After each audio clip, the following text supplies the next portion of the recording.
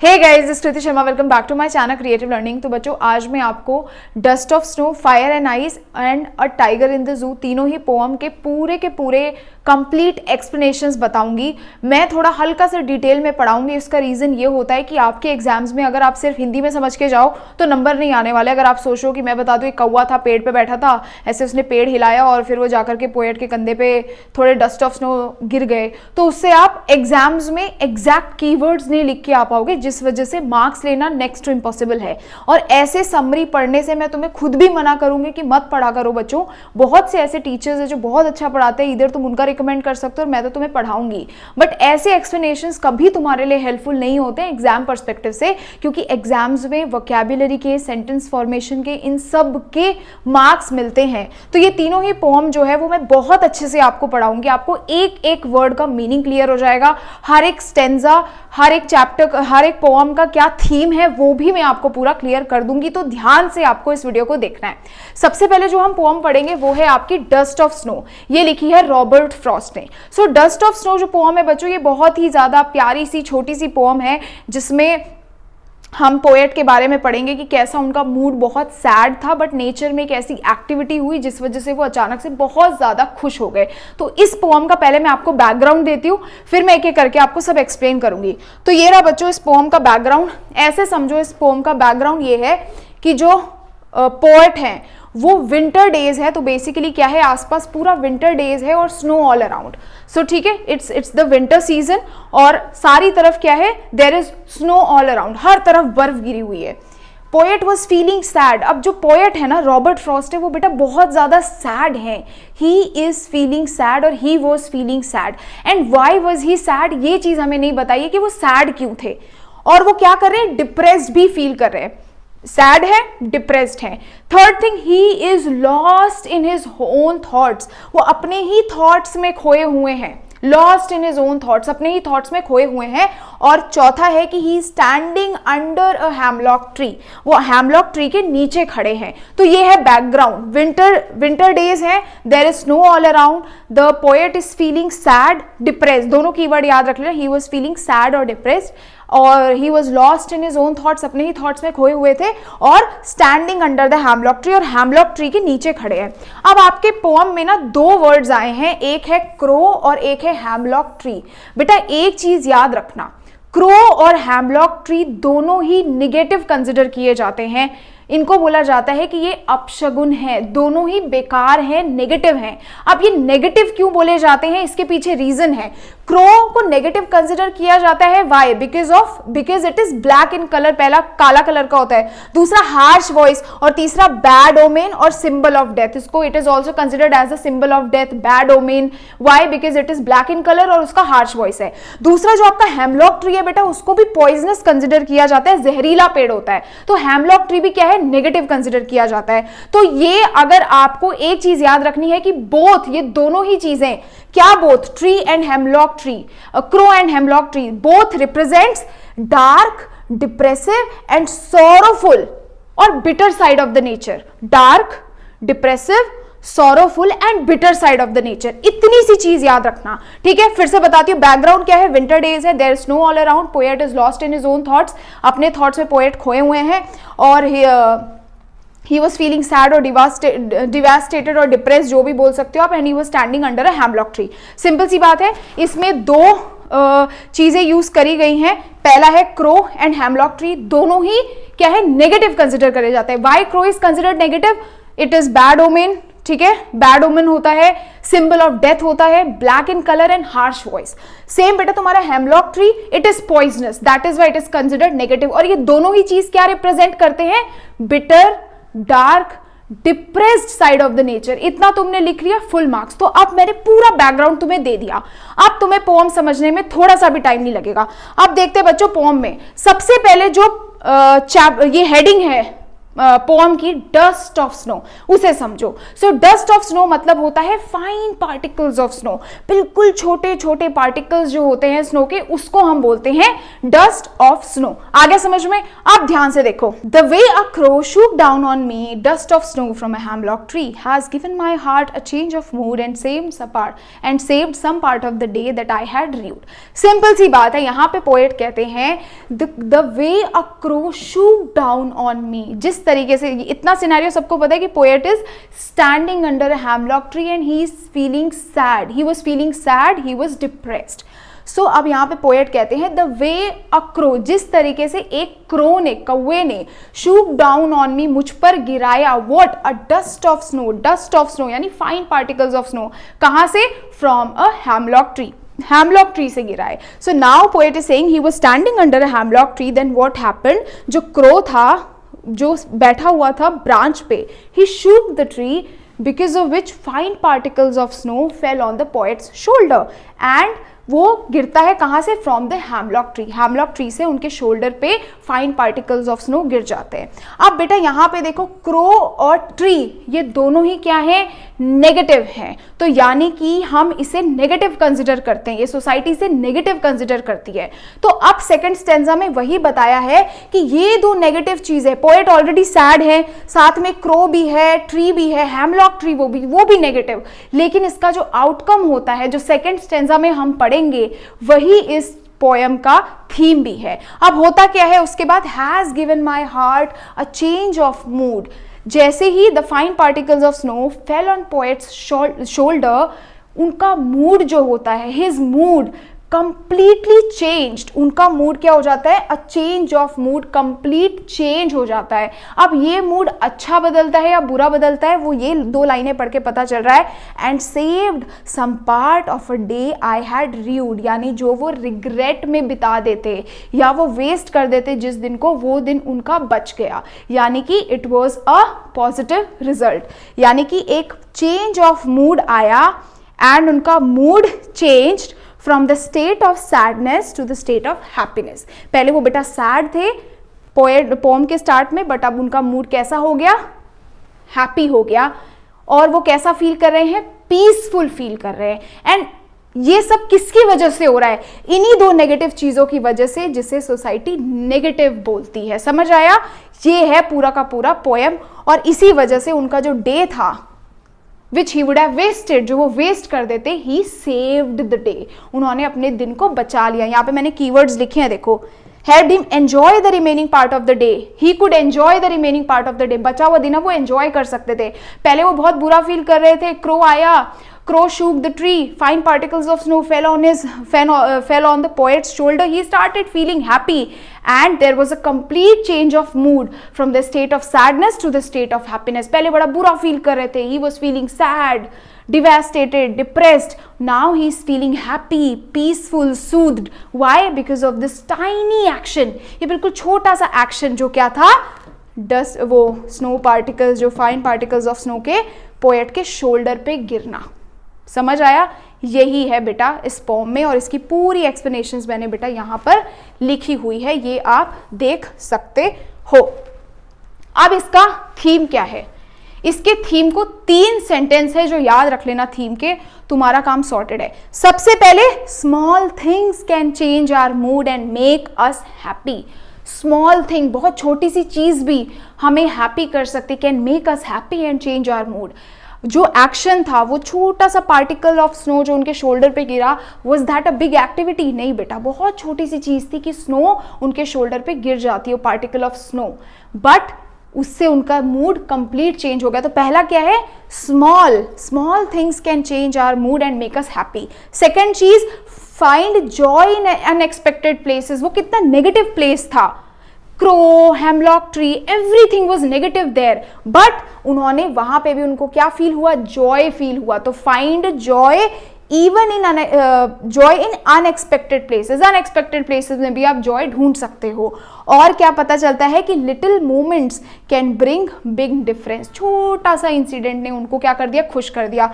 3 लाइनें याद कर लेना, एवरीथिंग इज फाइन, और आप एक्सप्लेन कर सकते हो कि कैसे क्रो एक बैड ओमेन है। Why? Because of the harsh voice, its color, and why hemlock tree is considered poisonous, why hemlock tree is considered bad, because it is poisonous, वो poisonous है। और ये सारी एक्टिविटीज के बाद भी poet had a great experience, his mood completely changed, sadness से happiness में। और यही हमारा पोअम हमें सिखाता है कि we can find happiness even in small things में भी हमें हैप्पीनेस मिल सकती है, और हमें अनएक्सपेक्टेड प्लेसेस में भी हम जॉय फाइंड कर सकते हैं। इस तरीके से करके आप इसे लिख सकते हो, और ये बहुत ईजी पोअम है, अगर आपके एग्जाम्स में आती है तो आप इजीली कर सकते हो। तो आई होप आपको ये समझ आया होगा, बहुत छोटा सा पोअम था। अब हम पढ़ते हैं नेक्स्ट वाला। अब हम नेक्स्ट पोअम पढ़ते हैं, फायर एंड आइस। अगेन ये पोअम फिर से रॉबर्ट फ्रॉस्ट ने लिखी है। अब हम नेक्स्ट पोअम पढ़ते हैं, fire and ice. Robert Frost ने ये पोअम लिखी है। इसमें होता ये है कि पोएट ऐसा बोलते हैं कि यहाँ पे वर्ड में दो तरीके के लोग हैं। कुछ ऐसा सोचते हैं that this world will come to an end, ये खत्म हो जाएगा फायर से, कुछ लोग सोचते हैं आइस से।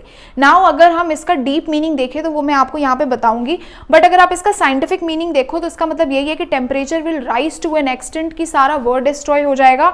या फिर कुछ लोग इसका ऑपोजिट सोचते हैं, कुछ लोग सोचते हैं कि टेम्परेचर इतना ज्यादा गिर जाएगा बच्चों कि पूरा का पूरा वर्ल्ड डिस्ट्रॉय हो जाएगा। ठीक है, अब यहाँ पे एक एक करके देखते हैं। Some say the world will end in fire, some say in ice, from what I have tasted of desire, I hold with those who favor fire. But if it had to perish twice, I think I know enough of hate to say that for destruction, ice is also great and would suffice.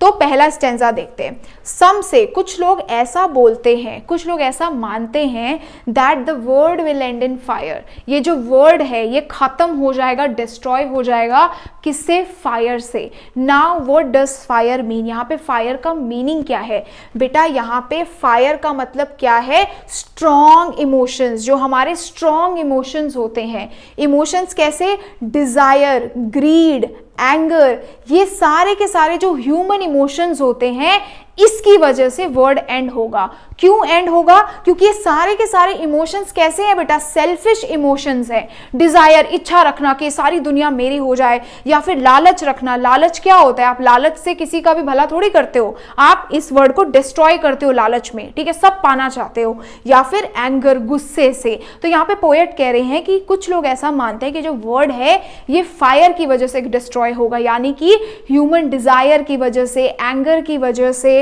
या फिर grid की वजह से खत्म होगा, क्योंकि ये सारे के सारे इमोशंस कैसे हैं? सेल्फिश इमोशंस हैं। और ये सब क्या कॉज करेंगे? इन सब की वजह से होगा FWD, याद रखना। क्या होगा इन सब की वजह से? Fights, wars and destruction. ये सारे human emotions selfish human emotions हैं, and all these emotions can make people selfish, वो लोगों को सेल्फिश बना सकते हैं, and cause fights, wars and destructions. और इन सारे इमोशंस की वजह से फाइट्स हो सकते हैं, वॉर्स हो सकते हैं और डिस्ट्रक्शन हो सकते हैं। इसीलिए कुछ लोग सोचते हैं कि वर्ड फायर से एंड होगा। आगे समझ में कि word will end in fire, fire की वजह से खत्म होगा। फायर यहाँ पे बताता है ह्यूमन इमोशंस जैसे कि डिजायर, ग्रीड और एंगर, ये सारे के सारे इमोशंस एक इंसान को सेल्फिश बना देते हैं, और इसी वजह से क्या होते हैं? फाइट्स होते हैं, वॉर्स होता है और डिस्ट्रक्शन होता है। ठीक है, इसीलिए ये वर्ड एंड हो जाएगा। सम से इन आइस, कुछ लोगों का मानना है कि वो आइस यानी कि हेट, आइस का मतलब है हेट्रेड या फिर हेट। कुछ लोग मानते हैं कि ये आइस से खत्म होगा, यानी हेट्रेड से खत्म होगा। लोगों के मन में एक दूसरे के लिए इतनी हेट्रेड हो जाएगी, ये वर्ड खत्म हो जाएगा। But from what I have tasted of desire, I have tasted means what I have experienced, जितना मैं जानता हूँ, जितना पोएट कह रहे हैं what I know, what I have experienced of desire, जितना मैंने डिजायर को देखा है। डिजायर मतलब ह्यूमन डिजायर को जितना मैंने एक्सपीरियंस किया है।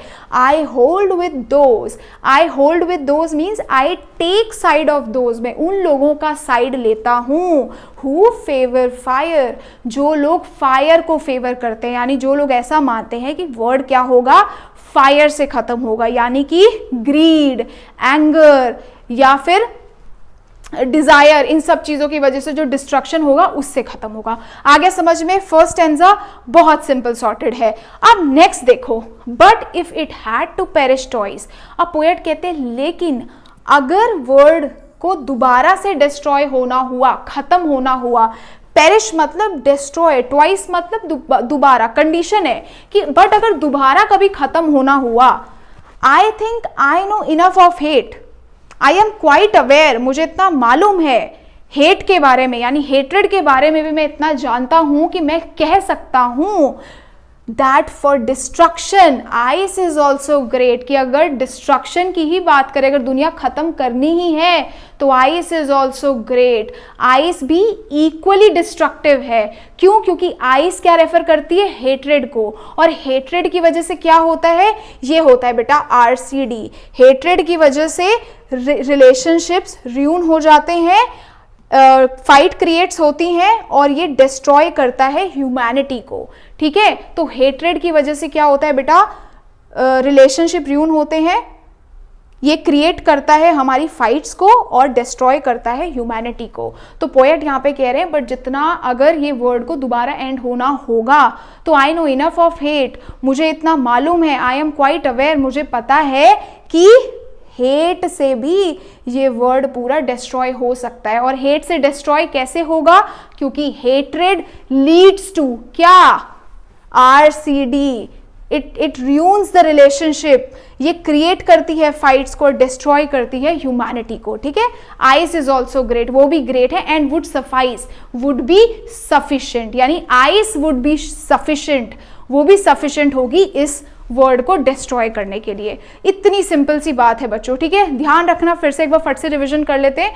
कुछ लोगों को लगता है that this word will end in fire, it means जितने स्ट्रॉन्ग ह्यूमन इमोशंस हैं, यानी कि ग्रीड हो गया, एंगर हो गया, इन सब इमोशंस की वजह से ये वर्ड एंड होगा, because all these emotions are selfish and can create destruction. क्या क्या लेके आ सकते हैं ये? Fight, wars and destruction. ठीक है, but what I have experienced of desire, जितना मैं डिजायर के बारे में जानता हूं, मुझे ऐसा लगता है I take side of those people जिन्हें लगता है कि ये फायर से खत्म होगा। But if it had to perish twice, but if this world had to destroy again, अगर इस वर्ड को दोबारा से डिस्ट्रॉय होना होगा तो I think I know enough of hate, I am quite aware of hate also, मुझे पता है कि hate would also be sufficient, hate भी सफिशिएंट होगा टू डिस्ट्रॉय दिस वर्ड, इस वर्ड को डिस्ट्रॉय करने के लिए। Why? Because hate leads to, hate ruins the relationship, create fights and destroy humanity over time। ये दोनों वर्ड FWD और RCD बेटा दोनों रट लेना, जो आपको बताएंगे कि क्यों डिस्ट्रक्शन होगा। ठीक है, आगे समझ में? That's it, fire and ice. अब फटाफट से जरा इसका थीम पढ़ लेते हैं। थीम क्या होना चाहिए बच्चों?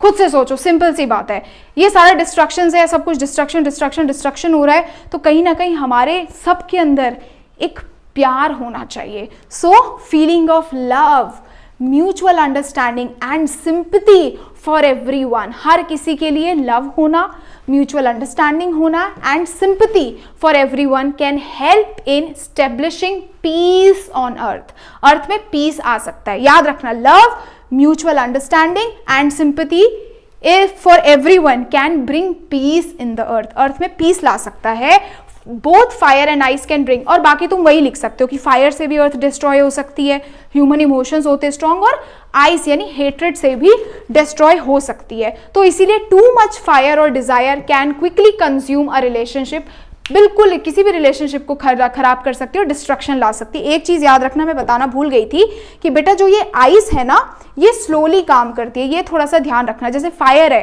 वो एकदम से काम करती है, बट आइस वर्क्स स्लोली, यानी ये धीरे धीरे धीरे करके, जैसे हेट्रेड हम एक दिन में बिल्ड नहीं करते ना बेटा किसी के लिए, it happens over the time, so it's a slow process but fire is a fast process। इतना याद रखना, ऑल्दो इतना लिखने की जरूरत नहीं है, जो मेन कीवर्ड्स थे आपको बता दिए, बट एक दिमाग में बैठा लेना। ठीक है, यहाँ पे मैंने लिखा है वैसे कि देखो, हाँ, while fire destroys quickly, फटाफट से सब खत्म कर देता है, जैसे वॉर हुआ सब कुछ एक साथ डिस्ट्रॉय हो गया, but ice work slowly, ice slowly काम करती है by making people feeling cold and uncaring, धीरे धीरे करके अनकेयरिंग हो जाते हैं, हेट्रेड डेवलप कर लेते हैं। ठीक है, ये दो चीजें हैं, याद रखना, लव, म्यूचुअल अंडरस्टैंडिंग, और तीसरा कीवर्ड क्या बताते मैं खुद ही, सिंपैथी।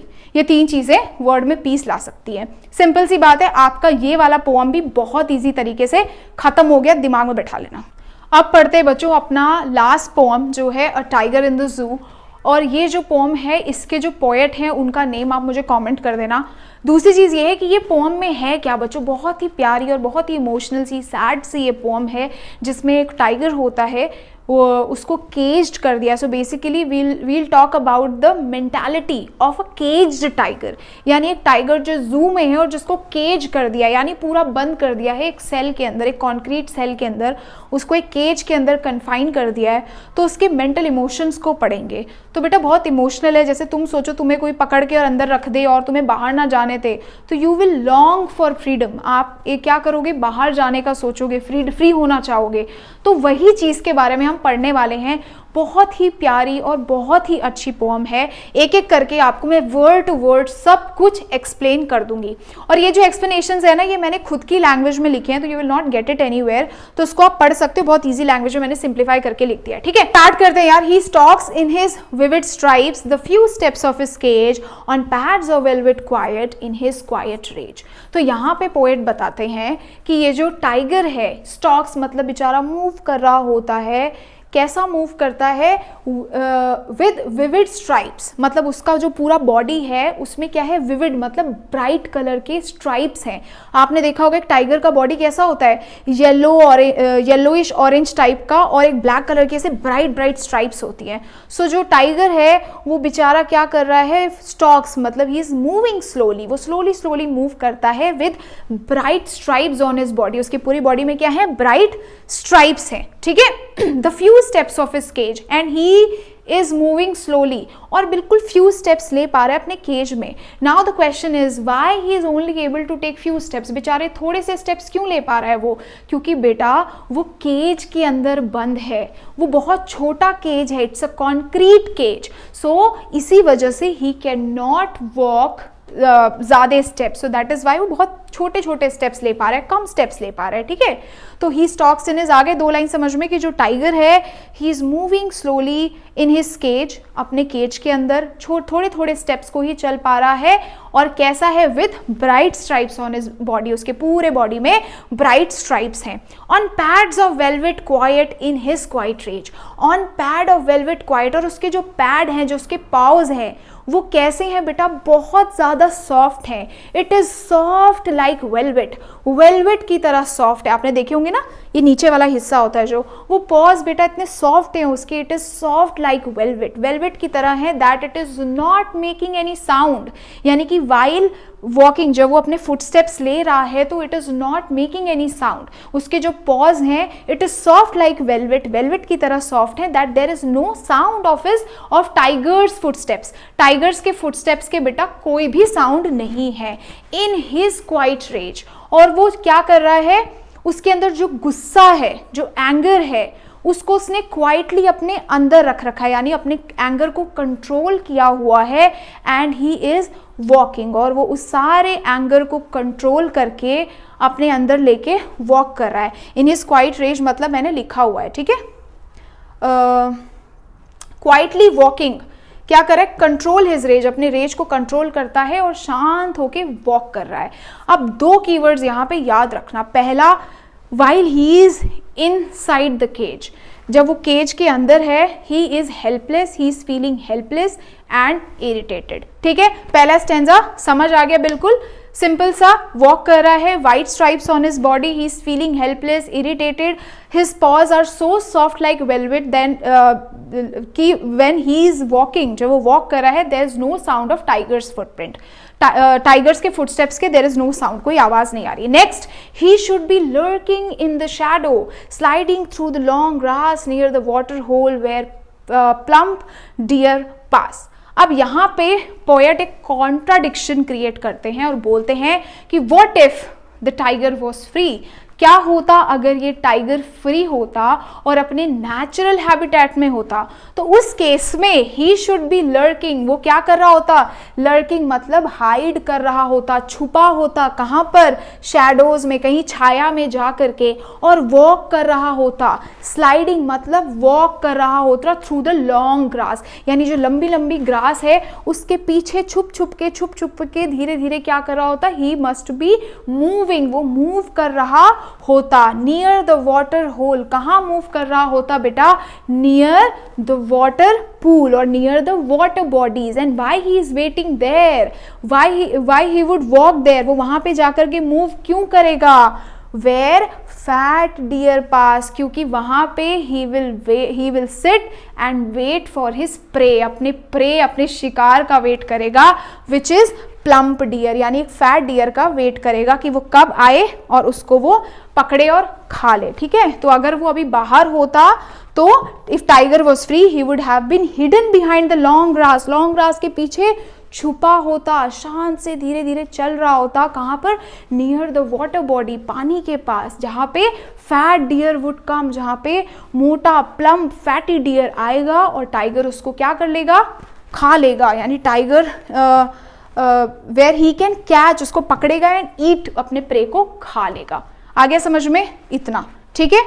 देखते हैं बच्चों फटाफट से, he should be snarling around the houses at the jungle's edge, bearing his white fangs, his claws, terrorizing the village। अब यहाँ पे पोएट ये बता रहे हैं कि अगर वो if tiger was free, वो फ्री होता तो वो क्या करता, he should be snarling मतलब एक वार्निंग साउंड, एक एंग्री और वार्निंग साउंड वो क्रिएट कर रहा होता, निकाल रहा होता, कैसी स्नार्लिंग, ऐसे एंग्री और वार्निंग साउंड क्या करता, वो निकाल रहा होता, कहाँ पर, अराउंड द हाउसेस, घरों के आसपास, विच हाउसेस, कौन से houses, at the jungle's edge, यानी ये जंगल है तो इसके जो साइड में घर बने हुए हैं ना, जिसको हम बोलते हैं आउटस्कर्ट्स पे घर बना होना, तो उन सारे घरों के आसपास जो जंगल के आउटस्कर्ट्स पे बने होते हैं। ठीक है, तो ही वुड हैव स्नार्ल्ड अराउंड, दहाड़ रहा होता, कहाँ पर, अराउंड द हाउसेस, उन सारे घरों के जो जंगल के एज पे बने हुए हैं, which are there on the outskirts of the jungle के आउटस्कर्ट्स पे है।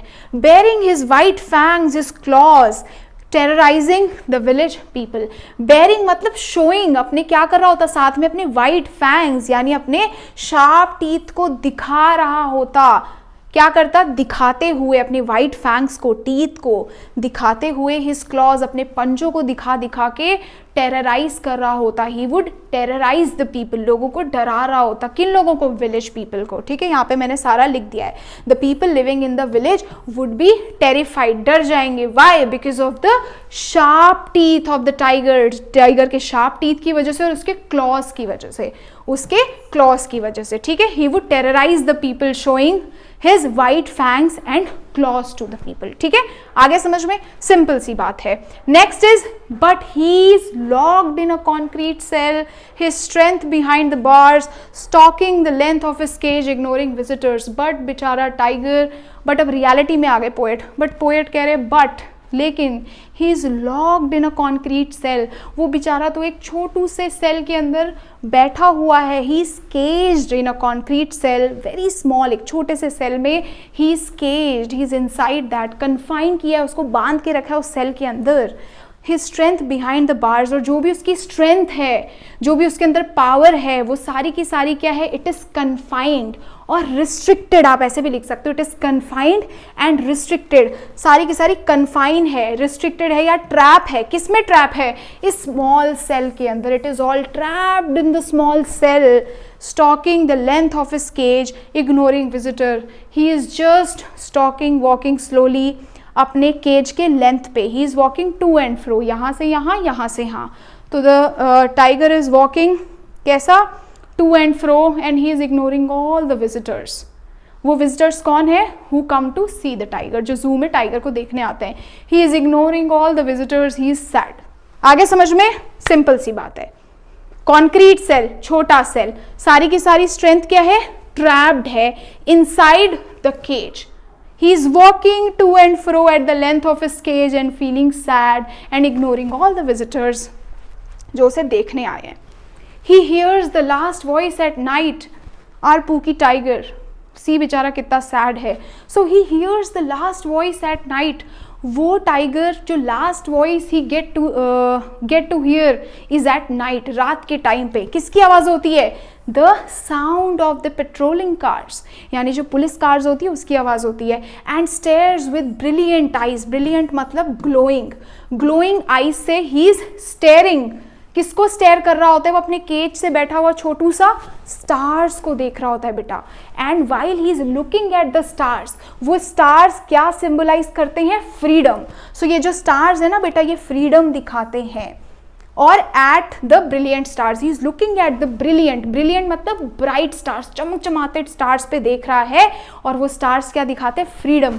एंड ही इज थिंकिंग कि one day he would be free, वो फ्री हो जाएगा और इस केज से बाहर निकल जाएगा। इसको आप ऐसे भी बोल सकते हो कि लोनलीनेस दिखा रहा है and longing for his natural home, he is longing, वो क्या कर रहा है, उस चीज के लिए अपनी फ्रीडम का वेट कर रहा है, ठीक है, वो फ्री होना चाहता है, ठीक है। लास्ट फिर से पढ़ लेना, एक बार फिर से बता देती हूँ, जो he hears the last voice at night, night के टाइम पे, that is the voice of the patrolling cars, जो पेट्रोलिंग कार्स आती है जू में, and he is looking at the stars, stars को देखता है with his glowing eyes, चमचमाती आंखों से देखता है। glowing eyes क्यों, क्योंकि he is thinking about freedom, and वो सोचता है कि one day he will be free हो जाएगा, तो स्टार्स को देख के सोचता है कि एक दिन मैं भी फ्री हो जाऊंगा, लॉन्गिंग फॉर फ्रीडम। ठीक है बेटा, बहुत प्यारी सी पोम थी, आई होप आपको समझ आ गई होगी। कुछ कुछ वर्ड्स हैं जो मैंने स्पेशली ये पीपीटीज में लिख रखे हैं, ये सारे पढ़ लेना बेटा, ठीक है। अब आ जाओ थीम पे, थीम पे 2-3 वर्ड याद रख लेना।